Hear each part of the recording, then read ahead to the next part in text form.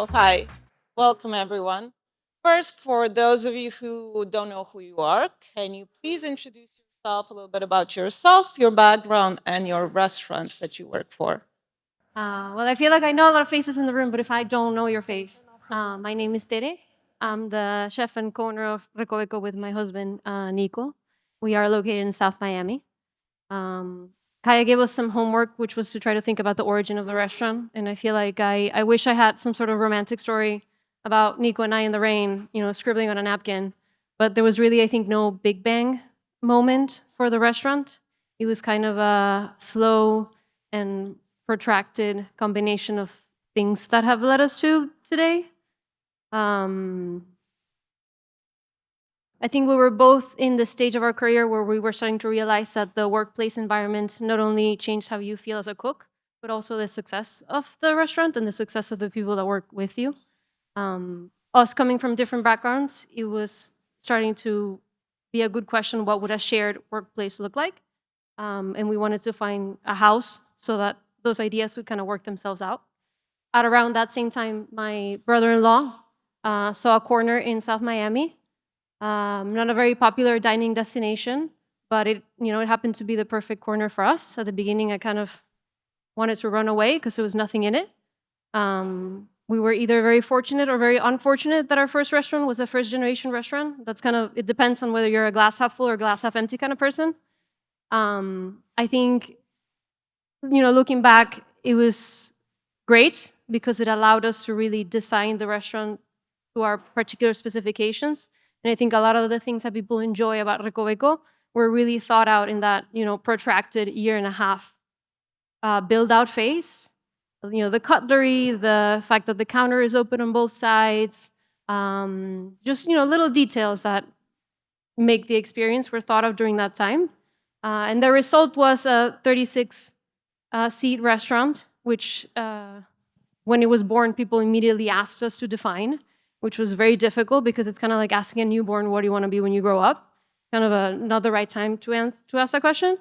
And I really hated the small seasonal restaurant label, but I have come to really embrace it because it's really kind of like an umbrella term. It doesn't mean that that's always what you're going to be. I think, if you like Don Quixote or you like, Ana Karenina or you like Count of Monte Cristo, they're all fictional novels. But I think it's in the work that you do every day. You fill the place with wonderful people, you give it a good story, you do wonderful work, and then that kind of becomes the book that you're writing. It sounds like a very cliche metaphor, but I think it really does work in that way. I think Virgilio put it great. You have, beautiful people in a beautiful space. And yeah, that's a little bit, I guess, about myself and the origin of Recoveco.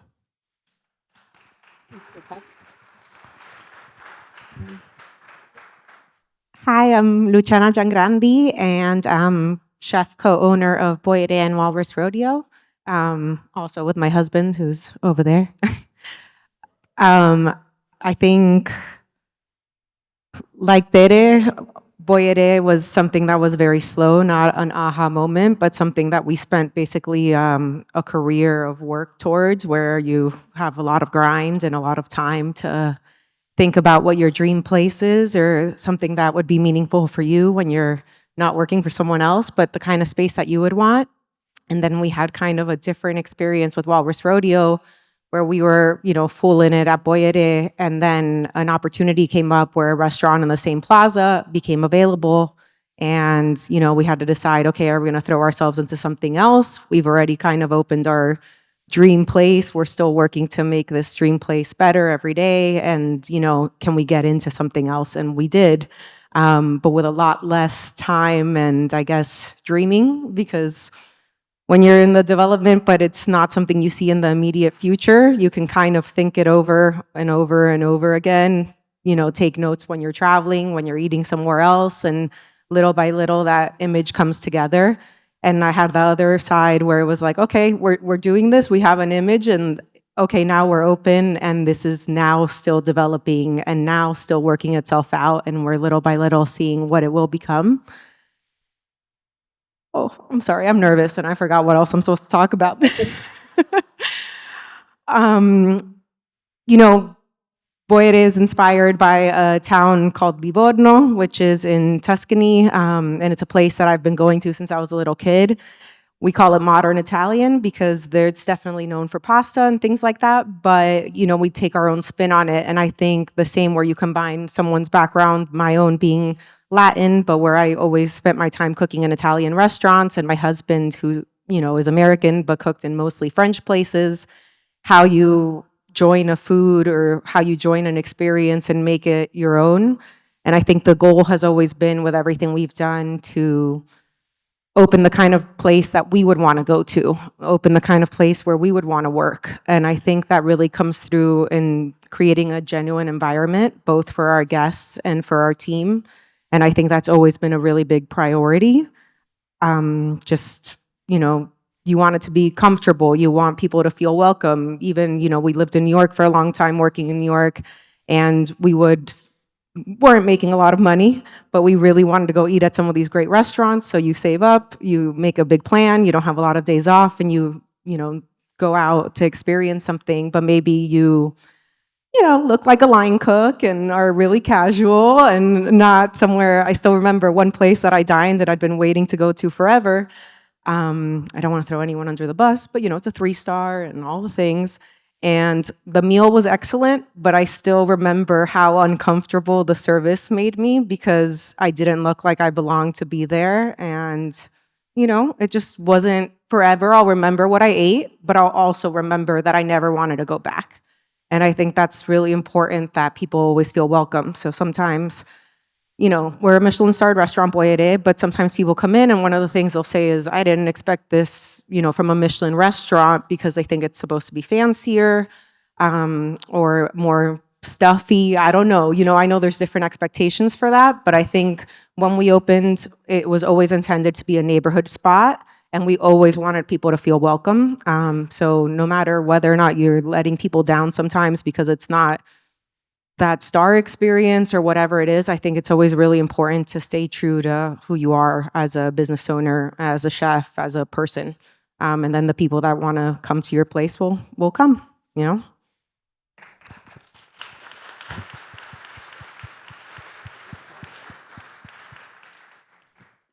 also nervous. I haven't spoken in front of this many people in a long time, so good job. This is a good turnout. I'm Tiger Saliba. I'm the owner of Bebe and Café du Bay. I've moved to America recently, 6 years ago, from Lebanon, my country. I've been doing this for about 17 years. I opened my first bar when I was 20 years old. I'm not a chef. I like to grill. Yeah. I mean, I do have a passion for it, but I definitely don't know. I don't know what you. I mean, it's impressive what you know how to do in that kitchen. I like to build a fire. That's what I like to do. But yeah, I've been doing this for a very long time, and I'm sure a lot of you can relate. Coming to America wasn't a choice, but I'm very grateful for it. And yeah, I had to figure it out. And the spot that I found, that is currently in Sunset Harbor, called out to me, and I was able to open this beautiful restaurant that serves today from morning to evening. And it's just, I couldn't be more thankful to be in Miami and to be building this beautiful experience here. It's a great, great city. And yeah, I mean, I can tell you more about it, how the restaurant came to life, if you like. But really, it's Bebe stands for Mi Casa is tu casa in Arabic, Beite Beitak. So, and it's really the venue that dictated that, because it has these different rooms: a dining room, a garden, a living room, a little patio, and now we're building 2 other rooms. It feels like a home. And so we were able to create this concept where we have these different experiences in these different parts of the home. And it felt really good to me to do something like that, because my origins come from Lebanon, which is very, very homey. I come from a 200-year-old home where we were always welcoming to people, and for Sunday lunch, and my home has been open for 35 years. So to be able to recreate that in a place that wasn't my home, and to be able to call it a home today is very sentimental. So Bebe really created that for me. So yeah, that's my story.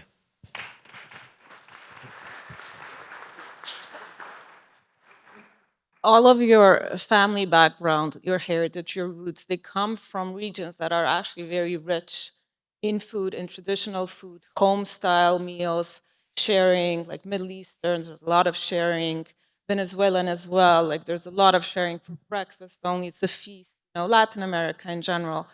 I always wonder, like, how do you elevate cuisine like that? Not necessarily into fine dining, but perhaps like just elevate it a little bit. Because I know from experiences that in countries where traditional family style meals are the norm, locals can be a bit skeptical towards any attempt of refining those well known, beloved dishes. What's your experience with that? How to convince the locals?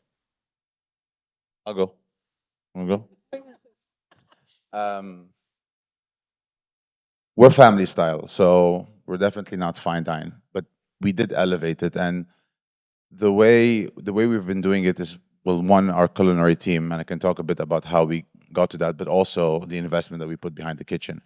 Lebanese people, there's a big diaspora all around the world, and one of them is in Mexico City. And when we were exploring that diaspora, we're doing like a little R&D trip down in the peninsula of the Yucatan. We came by Roberto Solis, Chef Roberto Solis, and it was thanks to that connection with him that we were able, and the heavy investment that we were able to put in the kitchen, and our culinary team here, our chefs Jeff Lee and Teresa, they're phenomenal. We were able to elevate and give the best version of family style possible. So we're definitely not fine dine, but if this is really interesting family style food. So that's how we did it. Yeah. Other input? I always think simple is hard. Italian cuisine generally is maybe 3, 4 ingredients. So even one of the most sold items at Boyere is a salad. And sometimes when you look at simple things, you need to say everything needs to be perfect because there's nothing covering it up. And I think that's really how you elevate something that's really simple is, using really great ingredients, making sure you're treating them well, and just paying attention to those details because the details are so important to make something feel correctly handled and, cared for. I guess we have avoided that question entirely in that we don't sell any kind of, food from a specific region. It's just because I think it gets a little too complex in this day and age because, like, you have a biological genealogy, right? Like, let's say my grandparents are from Italy and from Spain, but you have a geographical genealogy. I was born in Venezuela, now I'm in Miami.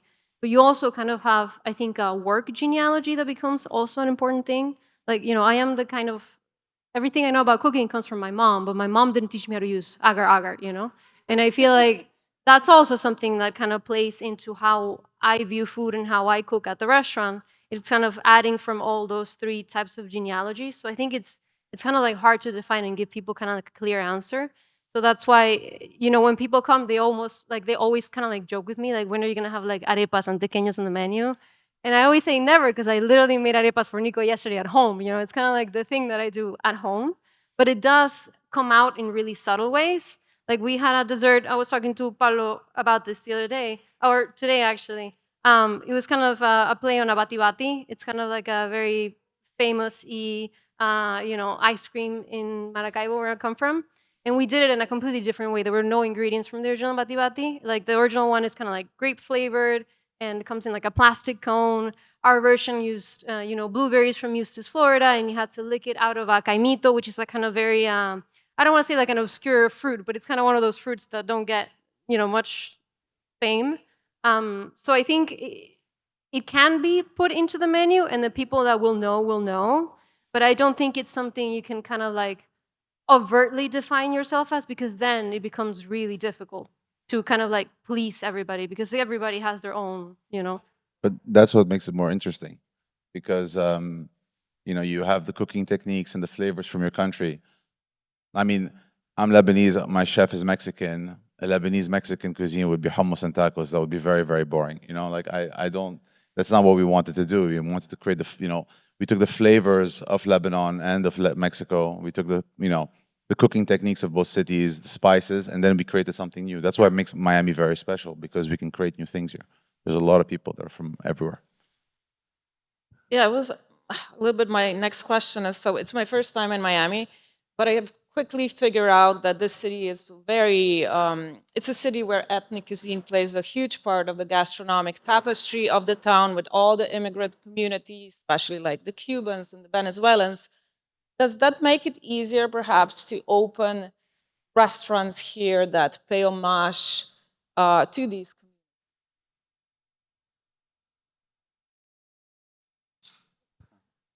I think Miami's a very difficult city to open a restaurant in. I think a lot of people come from outside and open restaurants here and think that because we're not in New York or in LA, it's going to be, an easy win, an easy layup. But I think this is a very tough city to be successful in as a restaurant owner. I'm from here. I grew up here and left for a long time. So coming back, I was a little nervous about what it would be like. Is it because of the seasonality? Sorry? Is it because of the seasonality? Why is it so hard? I think seasonality, I think because there's so many traditions and people here are also people that, at least growing up here, we would only go to a restaurant every so often. We mostly ate at home. I know it's a city with a lot of cultures. A huge part is Latin culture, and Latin cultures are big families and groups, and they gather at their houses, So I think particularly at Boya, it's such a small restaurant. We have people that want to come all the time and say it's so difficult, but then they want, an 8 or 10 top, and it's like we have 27 seats. It's really hard to accommodate a large group for a restaurant like that. But just generally, the seasonality, the workforce, and now there's tons of restaurants that are teaching a certain kind of culinary background, but I think for a long time there wasn't. There was a lot of places that were very flashy without a lot of substance. And then when you're looking for people to come work at your place that also believe in the same things that you believe in, the same ethos and the same drive, and making this kind of a career for themselves instead of just like a job to get to the next job, I think that's been a really hard cultural mentality to change down here. So I think hard city for restaurants. You want to come to Beirut? I'll show you hard. I mean, yes, but not to open a restaurant. That's the question. What was the question again? We're going to Beirut. Oh, yeah, I forgot what the question was Yeah. actually. I mean, the city. It's about. Is it possible to the cultural diversity in Miami and opening something here? I mean, it is a cultural diverse city. It is true that it's the capital of South America, really. Right? This is not really America. This is the capital of South America. That's at least how I define Miami. And it's very beautiful that way, but there's a lot of also Lebanese people, there's a lot of Arabs, there's a lot of French people. And yes, it is a difficult city. I definitely see that. But you have a question later about Dubai as well. These are seasonal places exist all over the world. The workforce is going to be difficult. But I also feel like it's just a great city. And it's not like New York or those big cities in America where there's a lot of things going on there. If you open something here and you do it well, you will make a name for yourself. Like I just got here and I was able to, be with the both of you on the same panel. I don't think I would have been able to do that in New York. It's just such a difficult city to penetrate. Now, obviously, to survive might be a different story. I've only opened for 4 months, so let me see. I'll respond to you in 2-3 years if I can make it on the stage again. But I feel like it's such an amazing city, and that yeah, if you do a good job and you don't do the flashy Vegas on the beach of what it used to be, I feel like today Miami is growing. In the last 6 years, at least I've been here. You've been here for a long time, so I just got here. It's been pretty good. I mean, there's really new places. There's really nice places to open. It's becoming a food destination, I feel. Just one follow-up question. It's like, I've mentioned places like Venezuela, Cuba, Lebanon lately. You get so many negative, depressing stories out of these places, especially recently, Do you feel extra responsibility? And perhaps this is not just a question for you personally, but maybe the people you know here within the community. So do you feel extra responsibility to showcase the beautiful parts of all these places? There are have some amazing stuff to showcase, but people don't realize because they all have these negative perceptions of these places, like war-torn, poverty-ridden, stuff like that. Food and music. I mean, that's what we do. We bring that part of the world here, and I mean, I guess that's what makes America what it is. People like us coming here. I'm sure everyone has the same story.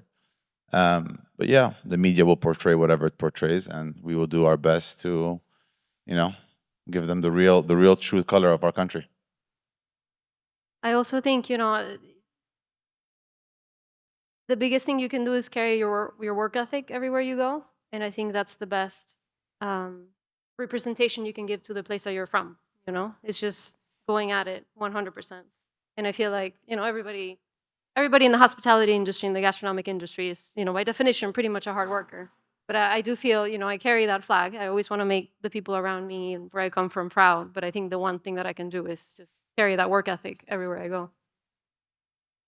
We heard from Virgilio Martinez before and his in-depth research into Peruvian ingredients, Peruvian identity. For you as a restaurant guest now, not a restaurant owner, how important is this sense of place to feel in a restaurant you go?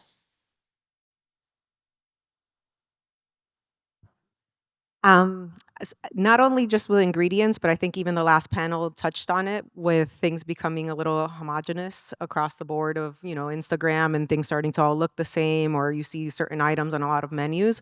I think when you walk into a place and it feels unique to that place, I think that's a big deal, whether that's through ingredients or the music or some of the decor little touches of something that might lead to the identity of where it was created. I think those things are huge and very important to wanting to go back to something, to really feeling that you're having an experience you're not going to have anywhere else. Of course, ingredients are a huge part of that, but even the wine list and the way it's approached, even the service, and just knowing that, oh, this is from here, of here, and they're doing something, I go to Recoveco and don't know anywhere else in the world that I would go and feel that exact combination of things. And I think you can create that in a lot of different ways. But for me as a diner, I think it's huge. And flow as well, the way you design the flow of the restaurant.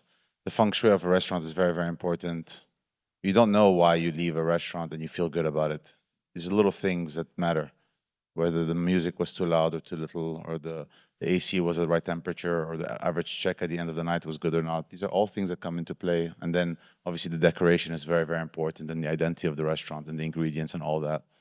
But then you can feel, oh, this is why I felt. You leave and you feel good, or you don't, which is your 3-star Michelin place and you didn't feel good about it. And that's just, and you'll never go again. That's a big statement. So there are things that will call you back to that place, and it's just a feeling. And those are what create a sense of. So what, for example, what detail in your space do you think, in all of your spaces, do you think people feel immediately, even before they taste the food?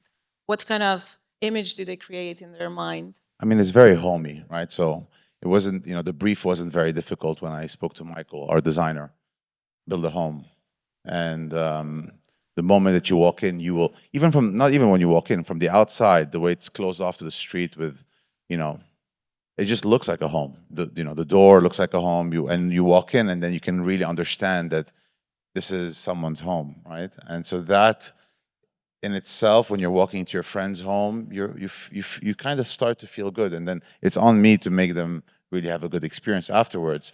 But it's the homey feeling, the art on the walls, the little things that we bought that we put on the library shelves. That is, every one of our investors, all of our friends contributed to it. A lot of my friends bring me things when they travel, and we put it on the shelf, and it's from them.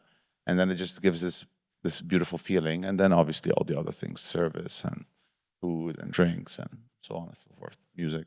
I think one of the things that people really notice, and I particularly draw a lot of pleasure from, is that I'm very lucky because my sister has a very big green thumb. She has put plants everywhere around the restaurant, and it really does feel nice when you go in an indoor space to almost get a sense of still enjoying the outside. And we have a lot of windows, and I think one of the reasons that Miami is very unique, and this is coming from somebody that had like a 5 a.m. shift in New York in December, is that the weather is fantastic, you know, and even in your worst day, you know, even if you're having a horrible day, the plants outside are beautiful. And I think, you know, there's just no way to kind of like underplay how much that adds to the experience of eating in Miami, both, you know, visually and also in the ingredients that they provide in a way.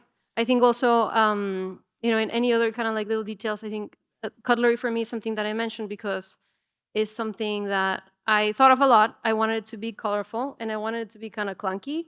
Like it feels, in my hand, it feels kind of like a little big and unusual. And I think when you're a kid trying something new or learning how to eat, hopefully it gives you a little bit of that feeling of like, I've never used this thing before.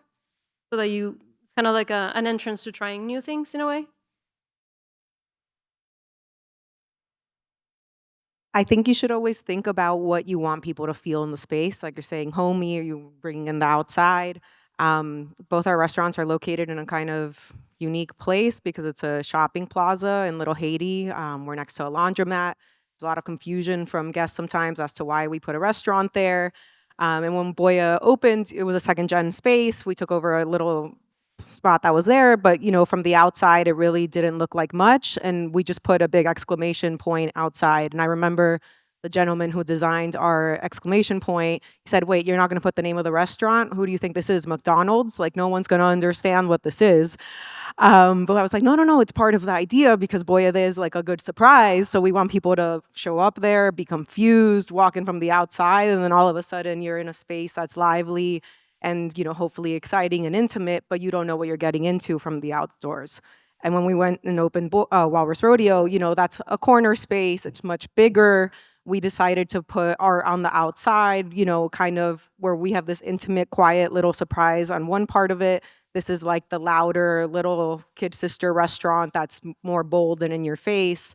But even from both of those places, we designed at the beginning playlists that were based off certain musicians or what you think you would listen to in that space. Even if that's not what's playing all the time, I think just having an idea that you're looking, a lens you're looking through as you're deciding the cutlery, as you're deciding the decor, just what does this feel like? What do I, you know, what do I want to experience or want people to feel when they're coming in here? And it just bleeds into all the rest of it. You're the definition of high-low. It's amazing. Walking into Boyade is just amazing. The first time I came, like you would not expect that. And that's the low, and then you go into the high. And that's very intriguing for people. They love that. They're not knowing what to expect, and then you give them something insane. You nailed it. It's genius. You know, every chef usually has a grandma story, you know, how they cooked with their grandma, how that shaped them.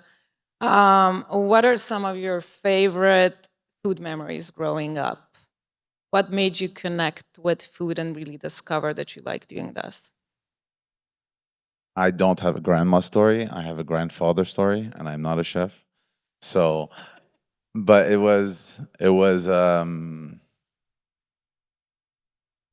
know, every summer when we came, because I grew up in Nigeria, Lagos, and every summer we came back, every summer, winter, Easter, my father made sure we came back. But summers were very important because Sunday church, and then after church, barbecue at home.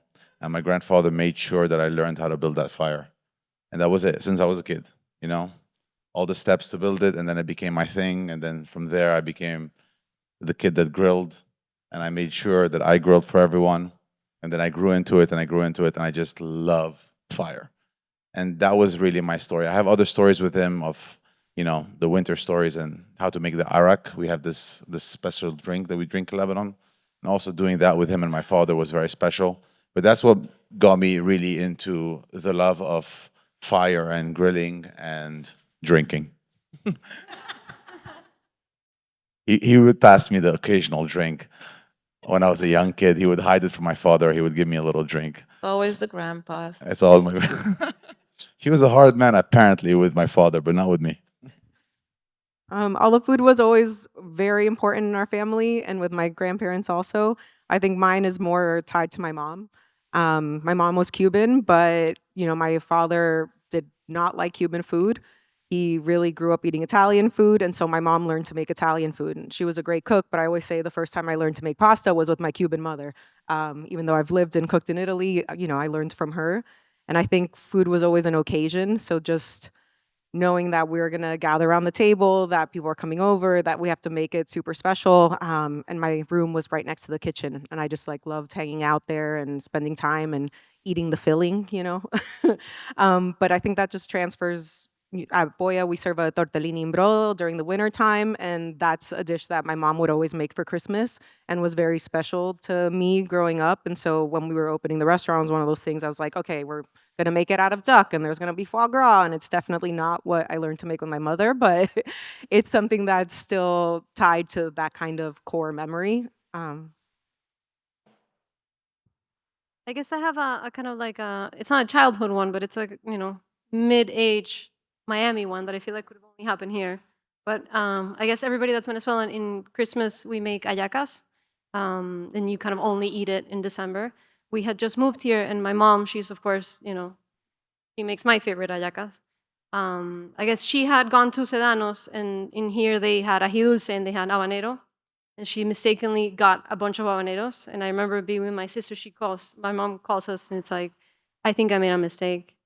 And we're like, what happened? And she's like, I looked at the label and I just put like 20 habaneros on this too that goes inside of the hallacas. And we're like, it's all gonna be okay. Don't worry about it. You gotta finish them. So she finishes them. We try them, and they are the best hallacas I've ever had, because my dad and I are big fans of spicy food. But she was so worried. And I feel like that's one thing that would have never happened if she had kept making hallacas in Venezuela. But because she had to go to Sedanos, and look at 10 varieties of peppers, that's when it happened. And it's, to me, the best hallaca she has ever made was that year. She called us in a panic, being like, nobody's gonna have hallacas, they're way too spicy. So that's kind of like a childhood Miami story. I know personally quite a lot of chefs coming from Latin America and Middle East.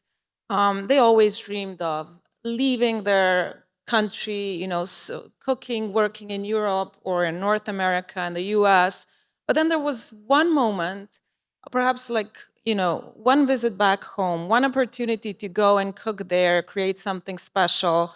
And it changed their view, and they became ambassadors of their countries. Have you ever had a moment like this that really made you, super proud of your heritage, of your roots, something that changed the mindset? I haven't been back since I came to Lebanon, to America, so I can't answer that question. I've been stuck here for 6 years, so when I go back, I'll let you know.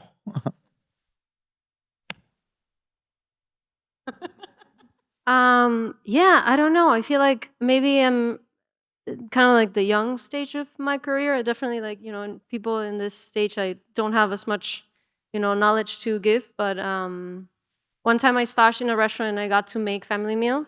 And I made my mom's quesillo and I made reina pepiadas. And this was in Copenhagen. So everybody was like, how did you make this bread? And I was like, it's the easiest bread you could ever possibly make. You just mix it with water, and it's a great idea for family meal when they only give you 45 minutes to make it. So yeah, that was pretty cool, because none of them had had a reina pepiada before, so that was nice. Have you ever felt any tension between staying true to your origins or to the concept of your restaurant and adapting to the audience? Yes. No, I think sometimes you have an idea of what you want to serve, and maybe it's not necessarily what the customer wants to eat. So I think we talk a lot about in the restaurant about education, like we have to listen to feedback and to what people want, of course, but then also think about what we want to represent and what we want to show or teach people around us. And I think that's kind of a fine line that you're constantly thinking about. We serve since day one boya papardelle alle lepre, which is a rabbit pasta. And I will say in the beginning, so many people were very skeptical about eating rabbit, but that's one of the most traditional dishes on the menu. It comes from the region of Italy that we've kind of based this restaurant on, and it was very important for us to serve it. And honestly, I think it's one of the best pastas, but people were really not willing to try it in the beginning, didn't want to have this ingredient, although they're local Florida rabbits and it's very sustainable meat. Side note. And then there's, yeah. So that's something that we kind of had to stay true to. Okay, we want to serve this, we want to represent this, and we're going to kind of spend our time getting people to give it a try. And then there's something that we've taken on and off the menu before, even though it's one of the most popular items. this is going to be controversial, but it's like our potato skins with caviar and stracciatella. And people love it. When we took it off the menu, everyone had a heart attack about it, you know, but in another sense, there was a certain point where we kind of thought it was a little boring, you know, like it's delicious, of course, but the whole staff was kind of over serving it. And like, we just didn't think it was maybe bringing too much to the menu anymore. And it is back now, but I think we had a good break from it. But I think, you know, customers would complain or would ask for it. But I think you also have to know, okay, well, why is it here? If we're only going to have 17 items, each single item needs to be a banger and has to represent something that we're all passionate about. And if we're not feeling passionate about this right now, let's tell them, okay, we're not serving this anymore, but why don't you try X? And hopefully that's something that also blows your socks off and makes you excited to come back here. But I think you're never going to please everyone. That's just the nature of restaurants and life. So you really have to think about what's going to keep your team happy and your customer happy, and the middle ground where that intersects. People come to Miami, you know, for different reasons. I feel me coming from Europe, we do have a certain perception about Miami, which is not necessarily, oh, this is this huge gastronomic destination that we absolutely need to visit. Now, I have heard that Miami actually is becoming like a pretty big culinary destination. How do you view Miami food scene, and what makes it unique? And I guess what I'm asking is, what makes you stay? What makes you have a restaurant here and not somewhere else? I mean, you've been here way longer, so I think. I mean, for me, it's definitely a new city. But again, I just came here 6 years ago, and I really have seen the. I mean, I didn't see the previous Miami that you've experienced, but it's been it's been crazy. I mean, the amount of restaurants there are today compared to the amount of restaurants there were before. I mean, I remember the way we opened Bebe, my partner and I, is we generally did not know where to go. Like, that was how it started. We just, if we're like, where are we going to go? And we're talking more about a vibey place with a restaurant, and that's not a Vegas on the beach kind of place. Something that's cool. We couldn't figure it out, and that's how we decided to open Bebe. But also, it's thanks to what you're doing, and you know, there's so many good restaurants these days. So I think you touched on it earlier, though, that this is a place that you can have a lot of impact if you do something well. And I worked for a long time in New York. Then me and my partner moved to LA, and then we came down here. And you know, we were thinking for a long time of where we would want to open. And I think it's a city of opportunity. As much as I'm from here and I left for a long time, and then I would complain, I'm like, Miami doesn't have this, it doesn't have that, it doesn't have the other. Then it's like, okay, well, that's exactly why that's where I should open a restaurant, because there's so much to bring to the city still. And I think you're right. The last couple of years, the city has grown tremendously. I'm like, thankfully, got a rent before. um, but I think it's really coming up and holding its own. I think it's very unique too. You know, you find all kinds of cuisines down here, and more and more and more, they're all delivering on a high level. And I think that's really exciting to be a part of the start of that new turn in this last couple of years and seeing where it goes in the future. I think my answer maybe is a little bit selfish, but I love Miami because I guess it puts me closer to the perishable products that I love the most. Like in the US, there's only 3 places where you can grow the tropical fruits that we get. Like you're either in some pockets of California, you're in Hawaii, or you're here. So I feel like Miami is really the place where we get, I don't want to say the best of the best, but you know, it's not always mango, it's not always lychees, but there's kind of always something interesting to cook with in Miami, even when it's not our kind of like proper growing season that we're kind of phasing out of now. It what just do you do in seems, summer? huh? What do you do in summer? What do we do in summer? Yeah, like what do you cook in summer? I've been here there winter, so I don't know what you cook in summer. What would you make in summer? Well, summer is kind of like the best because you get like, you know, lychees for kind of like around Father's Day, then you get mangoes, and you work into like mamey's and canisteles. But if You eat fruits. basically. yeah, but I love fruits. That's what I'm saying. It's kind of selfish, you know. Like Okay, yeah. I mean, they're kind of like highly perishable. and I I will get try. to- I'm coming in August. I'll try in yeah, August. and I get to be close to them, you know. So I don't know. It's kind of like a selfish answer, but So no vegetables. in the summer it's a little harder, but it's still kind of like hot weather veggies. Like you know, eggplants do well. Kind of like certain thicker spinaches do well. Kind of like carrots or beets or. I mean, yeah, for someone like you that's changing the menu all the time, that could work. For someone like us, it's a bit more difficult. It's Yeah, more challenging. yeah. That's why you have to work with some certain suppliers that will find you the good produce from all over America, because it's a big country and you have produce everywhere. But I mean, if you're creative and you're a chef like you are, you can definitely get away with it. Yeah, it's fun. Okay, I think we have just enough time for some questions from the audience. Anyone? Yeah. Okay, hands.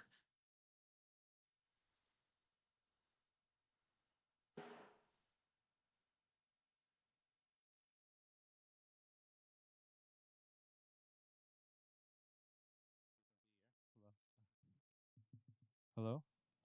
Is this on? Yeah.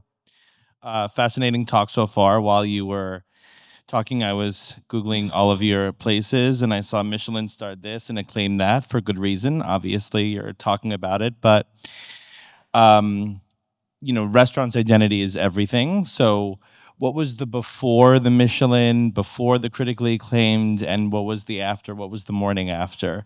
Was it let's do everything exactly as we just did to maintain the sort of perfection of this place, or clean the decks? This is a different place now because we're in every magazine, we're on every piece and every website, etc. So can you talk a little bit about that duality? I think Michelin brings a lot of expectation, but I think for us, it was, when we opened the restaurant, it did not exist in Florida. So we opened the restaurant based on what we wanted the restaurant to be. And it was an incredible surprise. But I think we also got that recognition doing what we were doing, and our goal and intent, there was a big party for sure. A lot of champagne was drank, but the next day was still very much business as usual, because at the end of the day, we stayed true to the vision for the restaurant. I think some of the changes have been maybe in how our staff approaches certain customers that are coming just to check off the Michelin box, and knowing that they might be a little surprised by what they find. So how to respond to that, how to manage that expectation. We have a couple since COVID outdoor tables that we try to only leave for walk-ins or larger parties, but knowing, okay, we don't book those because people that arrive here and they're sitting outside in this plaza and it's hot and it's Miami. And then they're like, wait, there's a Michelin restaurant, what's going on? Okay, so we can't really provide the same experience outdoors, so let's not book these tables outside, because as much as we can manage some expectations indoors of not having the white tablecloth and that vibe, outside it is tough. So we'll, let regulars that know what they're getting into have them, walk-ins that see where they're going to be sitting and know what they're, what the weather's like, have them, things like that, where we can kind of manage what people are okay with. But I think at the end of the day, you shouldn't cater to any big organization or award system as much as they can be great for your business, because you need to do what you do. People really feel when it's genuine. You feel more pressure though?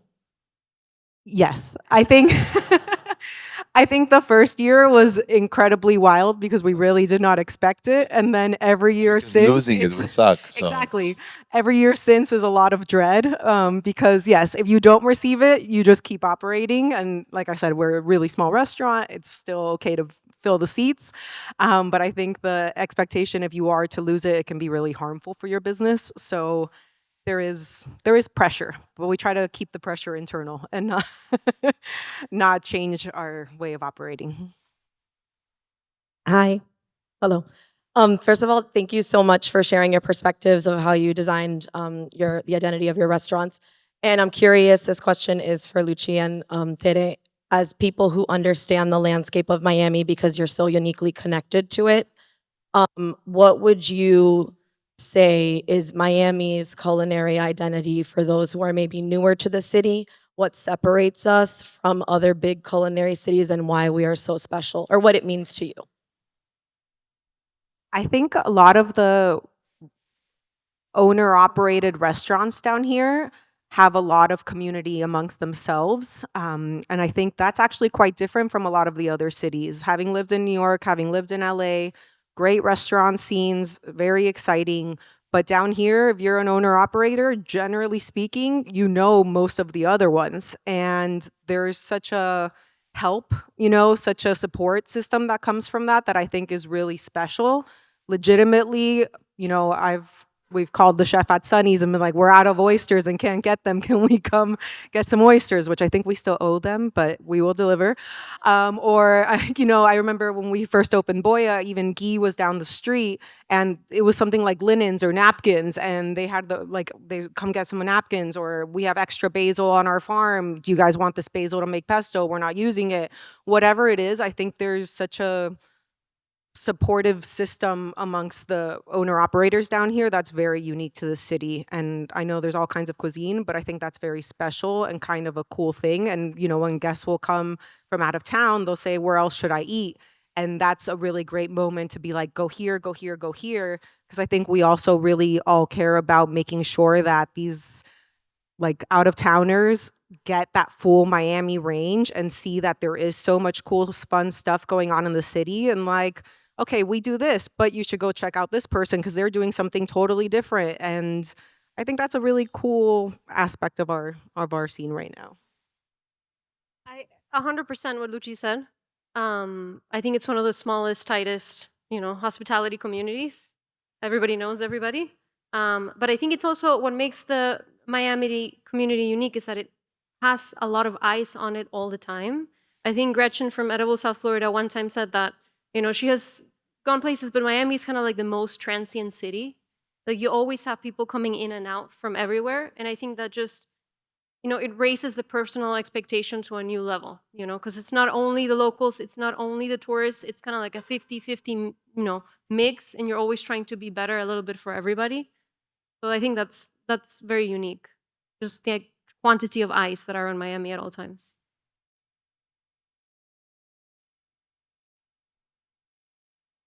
I have a question in this case for all three of you, if it's possible. But mainly, I wanted to ask you with I know the gastronomy here in Miami is getting better and better, but in your restaurants, how big do you think is the impact of your dessert menu right now in each one of your restaurants? Do you consider it makes a difference in the client's experience right now, or dessert is just right now an add up, not one part that makes a difference? Let's say like that. It's my favorite part.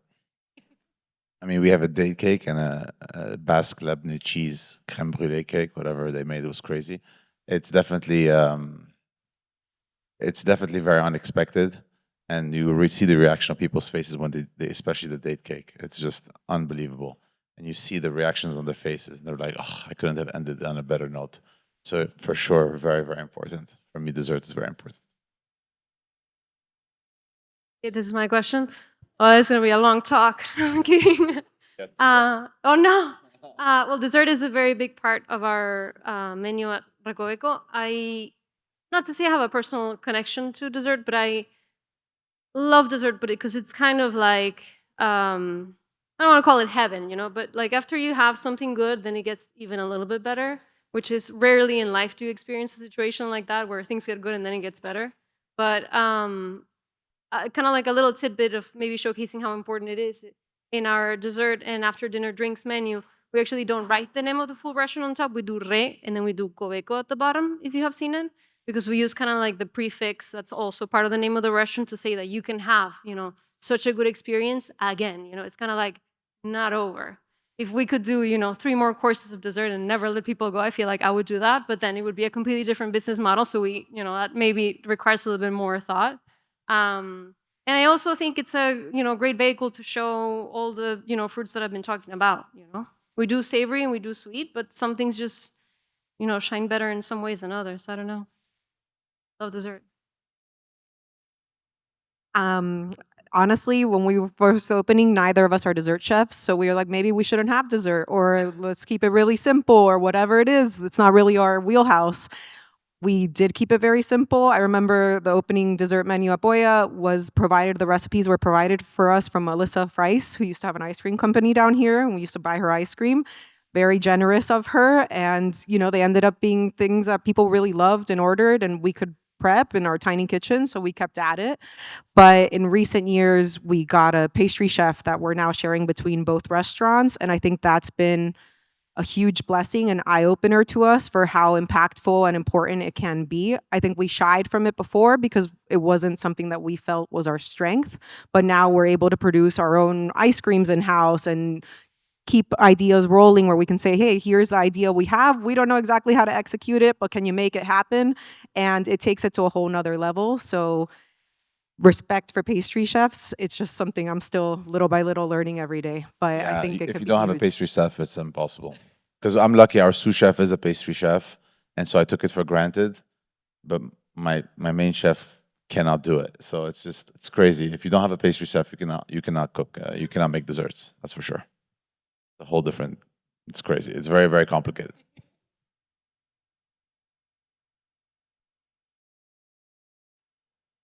Here. How do you know when it's time to bring in a designer? And when you have, what did they get right about your concept that made the biggest difference?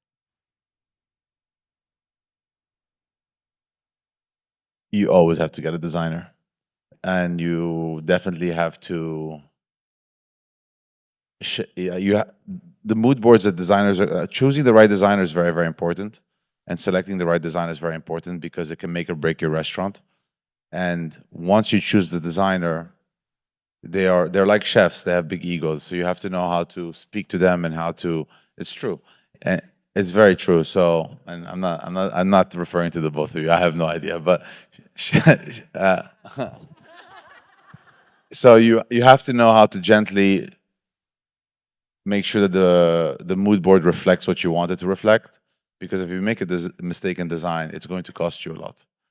Um, Now, it's my forte, so it's not very difficult for me because I've been doing it for such a long time. But always choose a designer, maybe never the same one twice for different concepts. Keep changing and keep reinventing the wheel, and just yeah, it's my favorite part of building a restaurant is designing it in the first place. So We worked with the same one for both, but it's someone that I've known since I was much younger. So at least there was that familiarity. And I think there's always a push and pull for sure. And you always have to still provide a mood board. You still have to have a vision for what you want it to be. They're going to take it and run with it. But I think there's the designer image of what they want to get. And then as the restaurant owner, you have to think, well, that costs way too much. That's going to get messed up. This is going to be really loud. The practical aspect of how that's going to come together, and then figuring out what parts of it are most important for you. We've always worked with friends that are artists to do certain pieces at the restaurant, and that's been important to us in saying, figure out how to incorporate this in the design. But then there's also things that designers do, like taking chances. They'll put something that's kind of bold and say, you should get this countertop. And you think, I don't know, that's really loud. Is that going to look nice? And then it becomes one of the showstop pieces that everyone talks about. So I think you have to have some trust in them, and then you have to know that you should still hold true to what you want it to be, but kind of having that faith of, I hired them for a reason, and not letting them blindly lead you, but knowing that they do have something to contribute also, and you should listen sometimes. Well, we didn't have a designer for Recogic. Shana's laughing in the back. We good didn't have a job because it designer. looks good. Ah? It looks good, so good job. Thank you, thank you. It was it took a village, It was kind of like us. My sister did all the art, so it was all really kind of like a long process. But where I really wanted to say something is, if you make a design issue, you can fix it. But the Florida Building Code gets updated every 3 years, so that is essential reading if you're building a restaurant. That's what I'm gonna What is say. it? Repeat. Huh? Every 3 years is what? Every 3 years, they do major updates. So just be sure, if you're looking at a bathroom, if you're looking at a dining room, you got to check your distances, you got to check, your measurements. Just, a little tidbit to leave out there. It's not strictly design, but it is, something that I think is very helpful to just kind of be aware. Also, open both sides of the kitchen. I think it's over. So we had someone help us with the front part of the design, but the kitchen 0%, and there was not budget for that. So we based the menu off of what we could execute in the space we were in all honesty, I had the pleasure of cooking in Tere's kitchen, and it's really beautiful and nice. But I think one simple little thing is chairs with backs. I think no one likes to see crack when there's people at the bar or at the chairs on the tables. So no matter what, even though it's really hard to find a budget chair with a back and bar stool with a back, that was a non-negotiable for us. So I said we didn't have a designer, but we did have an architect to submit the plans to the city, and it was always butting heads. And one big source of head butting was when you go to a restaurant, when you go to Recoboco, you kind of see it. If there's a counter or a chef's counter, it should be open on both ends. So that if somebody, approaches on one end, or let's say something fell, or somebody's trying to close a check, you can do a loop around the area you're trying to get. So it's not like a one-way entrance exit. Because I feel like when I go to restaurants, I can see the face of the architect being like, you got your way here, but you really shouldn't have. It should be open. You know what I mean? And I guess the second thing is, if you are going to have banquettes in the restaurant, you should use them for storage as well, because it's kind of like a underutilized space. And when you don't have a lot of square footage, having that area is kind of necessary.